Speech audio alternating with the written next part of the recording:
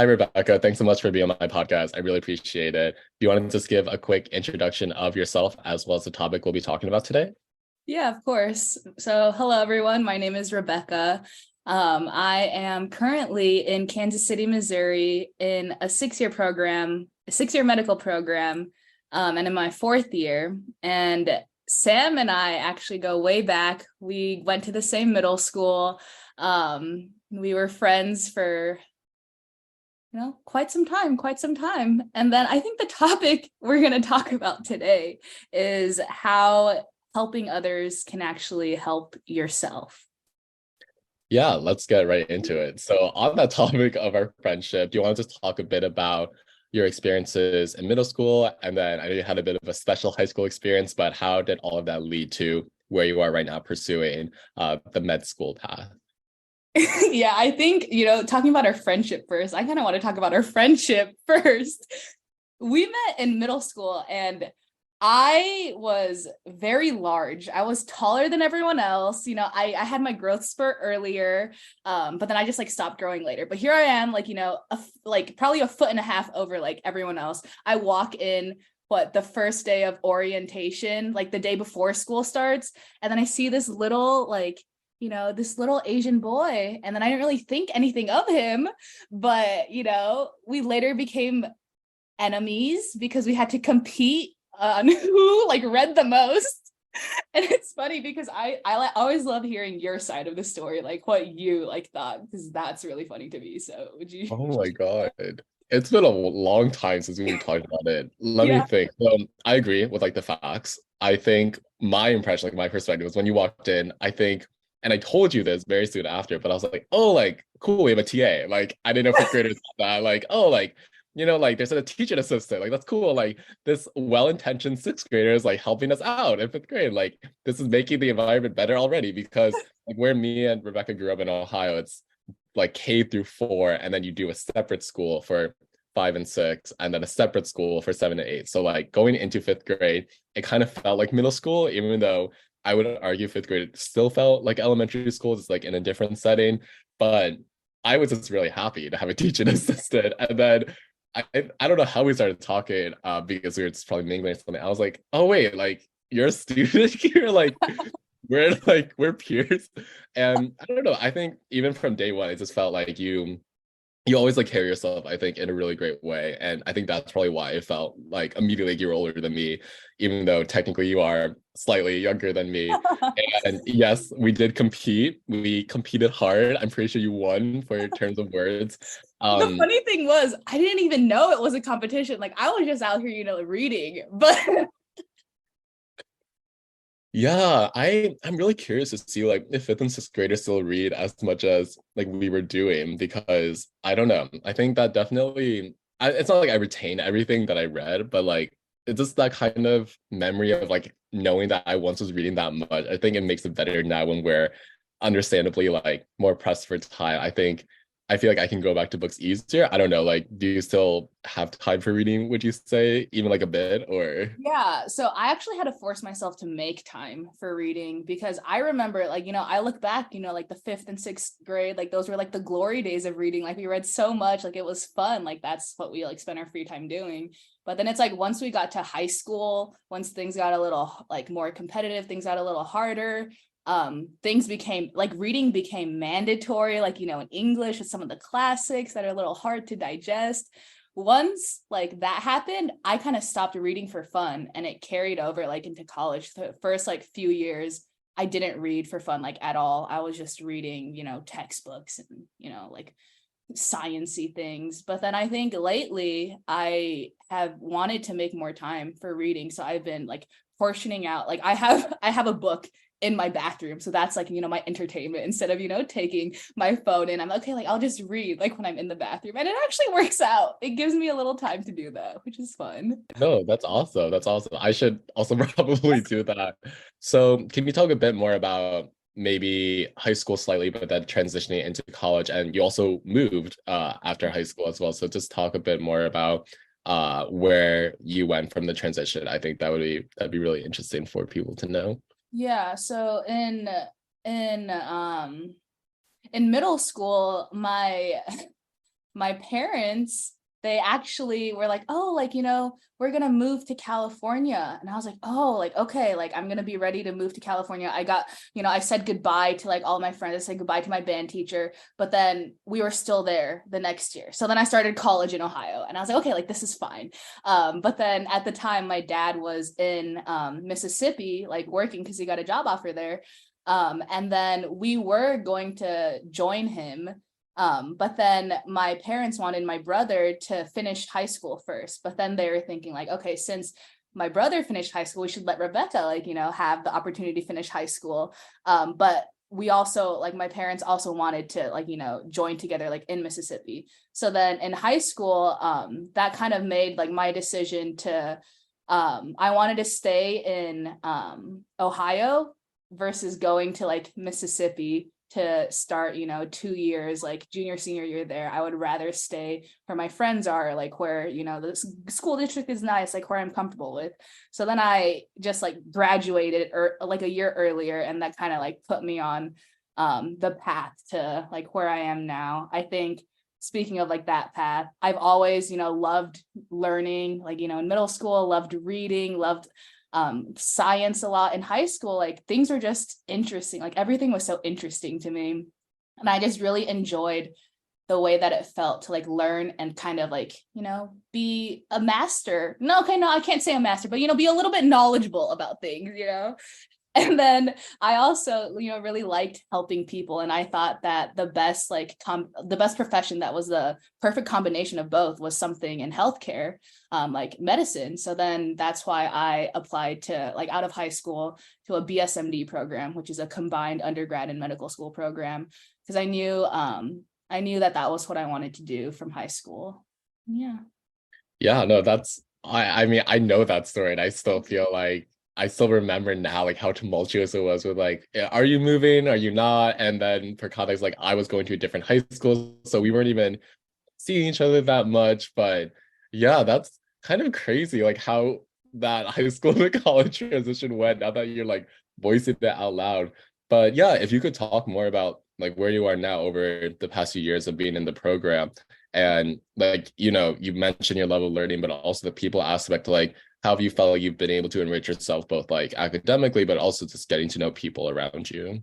Mm-hmm.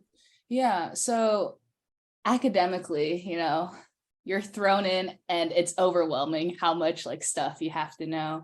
But I'm 4 years in, which is kind of crazy to say out loud because it's like time flies. It's like been 4 years, but it's also like, wow, like what have I done? Like I don't even like what have I done? But the first like couple of years is a lot of the basic sciences. But one thing that's special about our like program is that from our very first year, we get patient interaction. So we have we're in the hospital, like in the first like couple of years, it was once a week. Like in the hospital, we would shadow like a doctor. But then in like the past 2 years, we started having clinics. So like once a week, we would have more responsibilities where we would have to interview patients, talk to patients. And at the same time, that was like our only like practical, like, patient experience, while on the like one hand, we're, studying so much for like all these, basic sciences, basic medical science classes. And I think something that has been really rewarding is to, learn things, through lecture, like through textbooks, but then actually being able to see it like in real life and see the impact that, like this is like, this is the impact of this disease. Like this is, a real like human person that this is affecting. And it really like puts everything into perspective. I think I really enjoyed the like the clinic aspect, like talking to patients, because it just makes like what I'm learning just more real and more like important.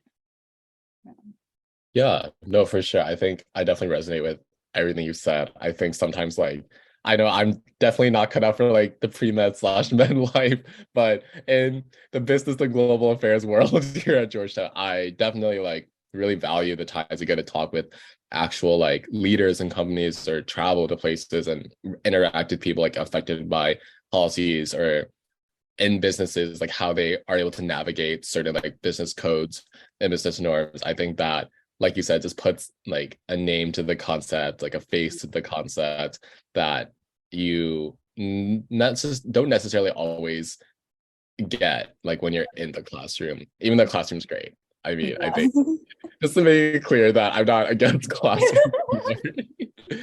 But I think shifting to the other side of college, or just, your experience with the BSND program, I know that, you have had your fair share of challenges physically, emotionally, for a variety of factors. Could you just talk a bit about some of those and how they've shaped your experience as well? Yeah. So, you know, 2023, we were only 4 months in, but it feels like so much has happened already. I think, emotionally, I started out the year depressed for the first time in my life. And this was just, like something completely new to me. Like I was going through a breakup, like, my like first breakup ever. And I just didn't know how to really handle myself emotionally. And just for a month, I was pretty like, inconsolable. But right when I was trying to, get back up on my feet, no pun intended, I tore my meniscus, so then I couldn't stay on my feet. But then I needed like knee surgery in like February. But that kind of put a hold on everything I was doing. I had to take a leave of absence, like a month off of school. And then because of the surgery, I had to be on crutches for 6 weeks. And that really limited like a lot that I can do. And it made my mental health, which was already like pretty bad, it made it a lot worse. And I was just, a lot of the time I was just like, wow, like, I kind of feel bad for myself. Like this kind of sucks. Like, I don't think I've ever hit a low before, but like, this was like pretty low for me. And a lot of the time I was just like, me, like, this sucks. Like, I'm really sad. Like, I can't do this. Like, I want to do this, but I can't do this. And just a lot of like overthinking, but just a lot of in myself. And that's why like I was glad to finally get back to school, to finally like do something. And I actually found out that clinic was a little bit of like a saving grace for me. Yeah, like I wanted to go into clinic, but I wasn't really expecting to have a good day in clinic because I was, not very mentally well. But then I found out that, after looking up things about my patients, talking to my patients, like walking into their room, it's like everything, I like checked everything else like at the front door, like everything else was like left. I wasn't worrying about myself anymore. I was like, this is a person in front of me that needs like, my help that I want to talk to. And it just like talking to patients, like it was just really good. Like it got me thinking like out of myself. And I think you want me to talk about like a specific example, right?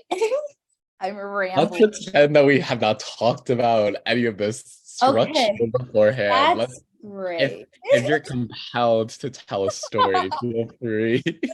Yes, I am ever so compelled. Um, but yeah, like this past week in clinic, I woke up, kind of late, didn't sleep that much. And I was a little cranky, lack of sleep. And I was like, this is already not going to be a good day. Like, I'm so tired. Like, I want this day to be over already. I walk into clinic, but then, I kind of have to like put a smile on my face because there's people and I have to, be in public. But honestly, I wasn't really feeling that good. I didn't want to be there. But, I had to see this patient. So then I like looked everything up on her, and then I walked in the room and she was in really bad chronic pain. She had chronic hip pain, like a couple of, like hip surgeries, and she probably needed another hip surgery, but she was just really in pain.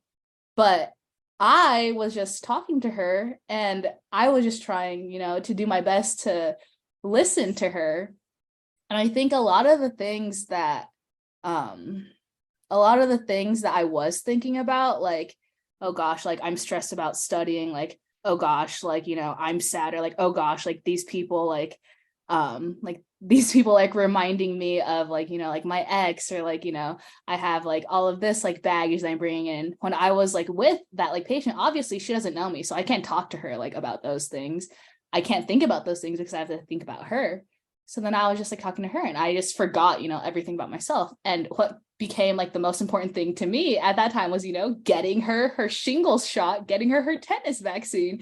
And she was just really fun. She was like, oh, like, you just want to stab me, huh? She was like, oh, everyone, like, be careful around her. Like, she's gonna like stab everyone. She just wants to give everyone a vaccine, huh? And I was like, girl, like, I'm just worried about you. Like, girl, I just want you to have your tetanus like vaccine, like your booster, like you need that. She's like, if it ain't broke, don't fix it. And I was like, girl, but it's like stuff like that. Like, it was fun. And I walked out of clinic that day, like with a smile on my face. Like I called my mom and I was like, mommy, like I had a good day. Like I did good in clinic. Like, and that patient was like, she smiled, like she was happy to be with me, even though she was in chronic pain. And I was like, that's like rewarding. That was really, really like rewarding for me, I think. Yeah. Yeah, no, for sure. I think that that's amazing. And I'm really glad that, you have experiences like that. And I I'm just curious that I think you're touching on the theme of like perseverance. Like I think that's a very overused word, especially in the past few years, given the world, but and our generation. But I was just curious, like your thoughts on that. Like, how do you put yourself in those positions on days when like you don't feel the best, whether it's like lack of sleep or just emotions or something physically doesn't feel right that day. Like I think that's something that a lot of college students can relate to, even if they aren't in like your exact position.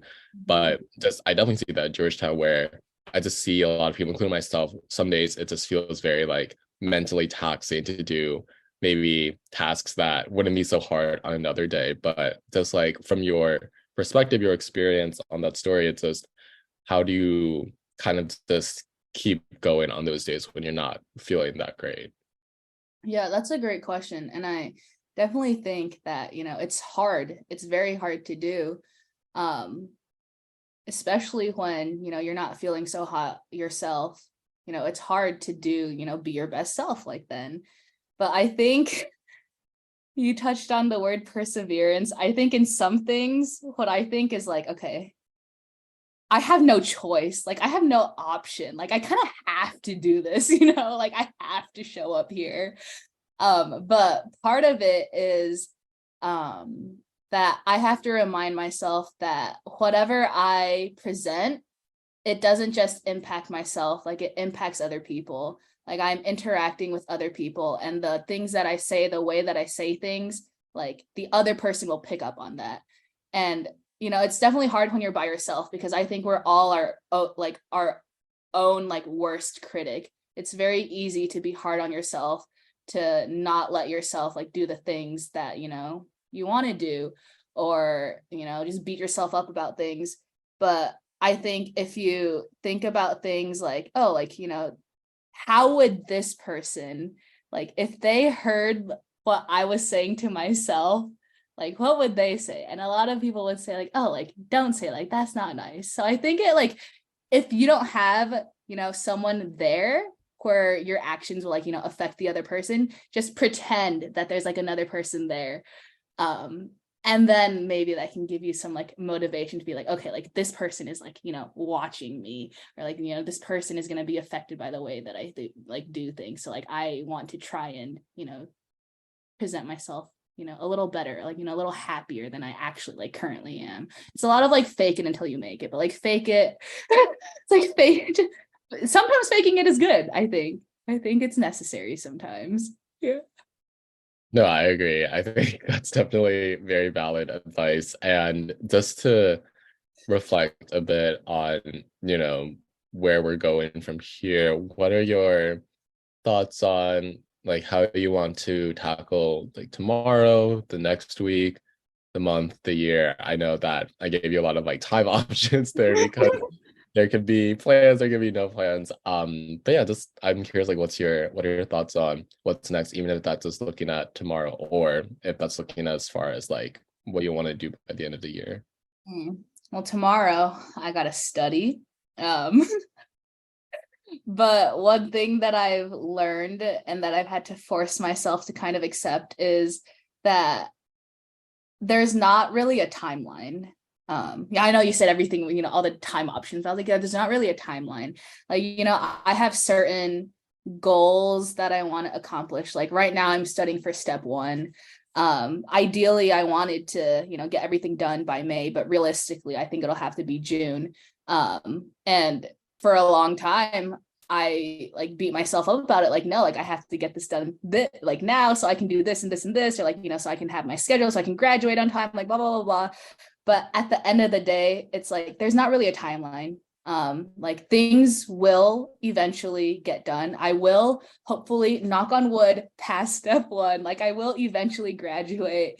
But I think just saying to myself that, like, 1 month versus 2 months, it's not that big of a difference. So just like do your best now while you can. I think that's how I want myself to look at, the future, instead of trying to, stress myself by giving me some arbitrary like deadline for like no reason. But I think that helps. And I know like you're super busy too. All the things that like, you want to, great plans that you have, like all the really cool things that you're doing, like it's a lot. But yeah, I'm confident that everything that you want to accomplish, like it will get done, like eventually.